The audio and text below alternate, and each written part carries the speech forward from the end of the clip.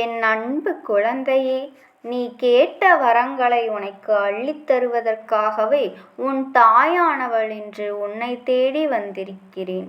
என் குழந்தையே, உன்னை அளவைத்து சென்ற உறவு இப்போது மீண்டும் உன்னை தேடி வந்து கொண்டிருக்கிறார். இப்போது நான் சொல்ல வந்திருக்கின்ற செய்தி, உன்னுடைய வாழ்க்கையில் நீ எதிர்பார்த்து நின்று கொண்டிருந்த அந்த சந்தோஷம் மீண்டும் உன்னிடத்திலேயே வரப்போகின்றது என்பதைத்தான். உன்னுடைய வாழ்க்கையில் நீ பட்ட கஷ்டங்கள் எல்லாம் இன்றோடு முடியப் போகின்றது என்பதை உன் தாயானவள் உன்னோடு சொல்ல வந்தேன். என் தங்கமே, நீ வாழ்க்கையில் கொடூரமாக சிக்கிக்கொண்ட அந்த உறவு இப்போது மீண்டும் உன்னை தேடி வரும்பொழுது, நான் சொல்கின்ற இந்த விஷயத்தை நீ யாரிடமும் சொல்லாமல் தனிமையில் கேட்க வேண்டும்.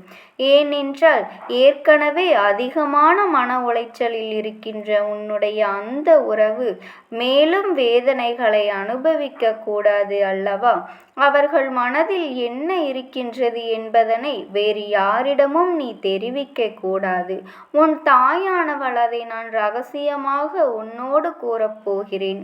இவையெல்லாம் உனக்குள் மட்டுமே இருக்க வேண்டியது மிக மிக அவசியம். நான் சொன்ன எனக்கு வாழ்க்கையில் சந்தோஷம் வரும்போது எல்லோரிடமும் சொல்ல வேண்டாம். என் குழந்தையே, நீ கேட்கலாம், நிச்சயமாக உனக்கு சந்தோஷத்தை மட்டும்தான் நீ மற்றவர்களிடம் சொல்ல வேண்டுமே தவிர, அவர்கள் மனதில் இருக்கின்ற எண்ணங்கள் எல்லாம் உன்னை நம்பி மட்டுமே சொல்லக்கூடிய விஷயங்கள். அதனால் அதை நீ யாரிடமும் பகிர்ந்து கொள்ள வேண்டாம். இருவருக்கும் இடையில் சில ரகசியங்கள் எப்போதுமே அவசியம். என் குழந்தையே, அந்த உறவானது மற்றவர்கள் செய்த செய்வினையில் சிக்கியதற்கு என்ன காரணமாக இருக்க முடியும்? வாழ்க்கையில் எல்லோருக்குமே ஒரு கடினமான சூழ்நிலை வரும். அது அந்த பக்கம் கால் வைக்கவா இல்லை இந்த பக்கம் கால் வைக்கவா என்று அவர்களின் மனதை நிலை தடுமாற செய்யும். என் தங்கமே, அவர்கள் முடிவு எடுத்து தன்னை காப்பாற்றிக் கொள்கின்றார்களோ அவர்கள் வாழ்க்கையில் பிழைத்து கொள்வார்கள். யார் ஒருவர் அந்த நேரத்தில் தன்னுடைய மனதை அலைப்பாய விட்டு தவறான பாதையை நோக்கி செல்கிறார்களோ அவர்கள் வாழ்க்கையில் தடம் மாறி செல்வதோடு மட்டுமல்லாமல் கஷ்டத்தை நோக்கியும் வாழ்க்கையில் நடக்க இருக்கின்ற பல நல்ல விஷயங்களை கெடுத்தும் நிம்மதி இல்லாமல் இருக்கிறார்கள். என் தங்கமே, அவர்கள் நிம்மதி இல்லாமல் இருக்கிறார்கள் என்று அர்த்தம். அது மட்டுமல்லாமல் உன்னை விட்டு சென்ற உன்னுடைய உறவு, அவருடைய சூழ்நிலை அவரை இப்படி ஒரு முடிவை எடுக்கச் செய்துவிட்டது. நீ அழுகிறாய் என்பதை கூட அவர்களுக்கு அந்த நேரத்தில் எந்தவிதமான வருத்தங்களோ வேதனைகளோ இல்லாமல் தான் இருந்தது. அது அவருடைய தவறல்ல, அவர்கள் சிக்கிய அந்த சூழ்ச்சியின் தவறு. என் தங்கமே, என்று நீ அவர்களை தப்பாக எண்ண வேண்டாம். அவர்கள் அதை நினைக்கவில்லை.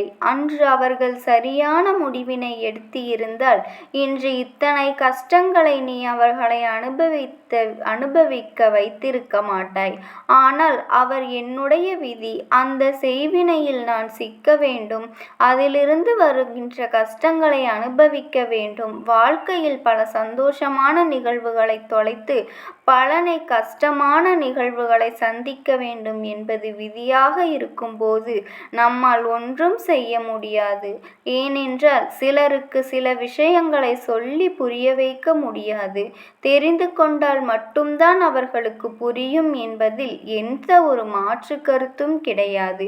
அது போன்ற ஒரு சூழ்நிலைதான் இப்போது உன்னுடைய அந்த துணையின் மனதில் ஏற்பட்டிருக்கின்றது என்பது அவர்களுக்கு எத்தனை கஷ்டங்களை கொடுத்தோம் என்று அவர்கள் சிந்திக்காமல் எடுத்த முடிவுதான் இன்று அவர் சூழ்ச்சி வலையில் சிக்கியதற்கான கஷ்டங்களை அனுபவித்து வெளியில் வருவதற்கான முயற்சிகளை இப்போது செய்து கொண்டிருக்கிறார்கள்.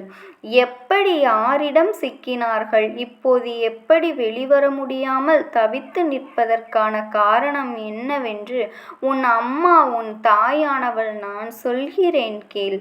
என் குழந்தையே, வாழ்க்கையில் சில நேரங்களில் நாம் எதிர்பாராத அளவிற்கு மாற்றங்கள் வந்து சேரும்.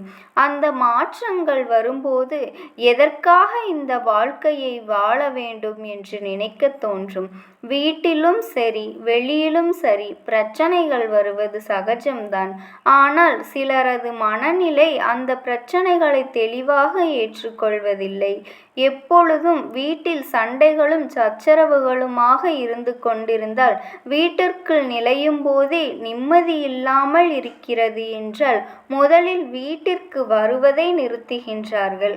அந்த நேரத்தில் யார் ஒருவரினுடைய ஆறுதல் அவர்களுக்கு முழு சந்தோஷத்தை கொடுக்கின்றதோ அந்த ஆறுதலை கரம் பற்றி கொண்டு அவர்கள் தான் நமக்கான வாழ்க்கை என்று நினைத்து தவறான முடிவுகளை எடுத்து அங்கிருந்து சென்று விடுகிறார்கள் என்பது அந்த நேரத்தில் அவர்களுக்கு என்ன செய்வது என்றும் தெரியாது. அந்த நேரத்தில் அவர்கள் இதுதான் நமக்கு சரியான வார்த்தைகள் என்று வாழ்க்கை என்று முடிவெடுத்து சென்று விடுகிறார்கள். ஆனால் அவர்களுக்கு அவர்கள் இவரை தேவைக்காக பயன்படுத்துகிறார் என்பதை அவரால் புரிந்து கொள்ள முடிவதில்லை. அந்த நேரத்தில் அவர்களாலும் புரிந்து கொள்ள முடியவில்லை. அப்படிப்பட்ட சூழ்நிலை ஏற்படுத்தும் போது அதை சரி என்று ஏற்றுக்கொண்டு பின்னர் அதிலிருந்து மீள முடியாமல் தவித்து கொண்டிருக்கிறார்கள். அதற்கு காரணம் என்ன தெரியுமா? அவர்கள் செய்த செய்வினைக்குள் சிக்க வைக்கத்தான் சுற்றி நடந்த சூழ்ச்சிகள் இவையெல்லாம் என்பதனை புரிந்து கொண்ட பொழுதுதான் அவர் செய்தது எத்தனை பெரிய தவறு என்பது அவருக்கு புரிய வந்துவிட்டது. என் தங்கமே, அதை அவர்களுக்கு புரிய வைத்தாலும் மீண்டும் மீண்டும் தவறுகள் செய்வதற்கு வாய்ப்பு கிடைத்தால் அதனை செய்துவிட வேண்டும் என்று நினைப்பது இந்த இயல்பான விஷயங்களில்தான். சிக்கிக்கொண்டு உன்னுடைய துணை இப்போது அதிலிருந்து மீண்டு வருவதற்கு உன்னுடைய உதவியை எதிர்நோக்கி நின்று கொண்டிருக்கிறார்கள். அவர்களுடைய எண்ணம் எதுவென்றால், இந்த வாழ்க்கையில் எத்தனையோ கஷ்டங்களையும் நஷ்டங்களையும் பார்த்து விட்டோம், இனிமேலாவது சந்தோஷமாக இருக்க வேண்டும் என்றுதான். ஆனால் தன்னுடைய வாழ்க்கையில் இருக்கின்ற உண்மையான சந்தோஷத்தை தொலைத்துவிட்டு சூழ்ச்சியினால் மாய வலையில் சிக்கிக் கொண்டார். அங்கு அவர்களுக்கு கிடைத்த மனவேதனை ஏராளம்.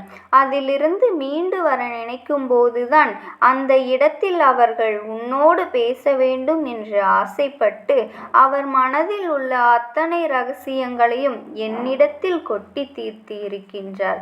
அவர் மனதில் இருக்கின்ற விஷயங்களை என் மூலமாக உன்னிடம் சேர்க்க வேண்டும் என்று நினைக்கின்றார். அவர் சொன்ன விஷயம் என்ன தெரியுமா? அம்மா, என் தாயானவளே, நான் புத்தி தடுமாறி இது போன்ற விஷயங்களை செய்துவிட்டேன். நான் செய்தது எத்தனை பெரிய தவறு என்று என்னால் இப்போதுதான் உணர முடிகின்றது. நான் செய்த தவறுக்கு நிச்சயமாக எனக்கு வாழ்க்கையில் மன்னிப்பே கிடையாது.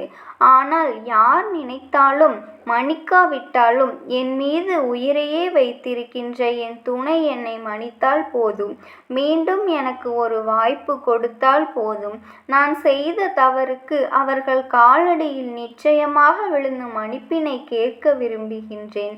இனிமேல் ஒருபோதும் இது போன்ற தவறான பாதைக்கு நான் செல்லவே மாட்டேன். ஒரு முறை பட்டதே போதும். இனிமேல் இந்த ஒரு முறை பட்ட விஷயங்களே என்னை கொஞ்சம் பயமுறுத்தியதோடு மட்டுமல்லாமல் எந்த தவறை செய்யும் போதும் யோசிக்க வேண்டும் என்ற உணர்ச்சியை ஏற்படுத்தி இருக்கின்றது. அதனால் என்னுடைய துணையை மீண்டும் அன்போடு என்னை ஏற்றுக்கொள்ள செய்யுமாறு உன் தாயானவள் என்னிடத்தில் அவர் வேண்டுதலை வைத்திருக்கின்றார். உன் அம்மாவிற்கு இன்னும் மனதிற்குள் சிறு உறுத்தல் மட்டும் இருந்து கொண்டே இருக்கின்றது.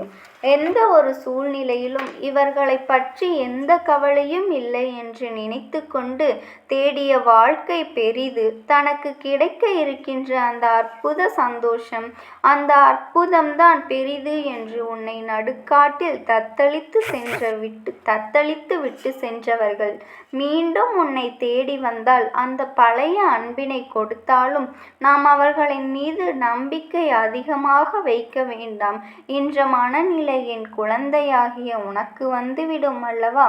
நான் சொல்வது உன்னை தேடி வந்தால், அதாவது மீண்டும் உன்னை தேடி வந்தால் அந்த பழைய அன்பினை கொடுத்தாலும் நாம் அவர்களின் மீது அதிகமாக நம்பிக்கையை வைக்க வேண்டாம் என்ற மனநிலை உன்னோடு வந்துவிடும்.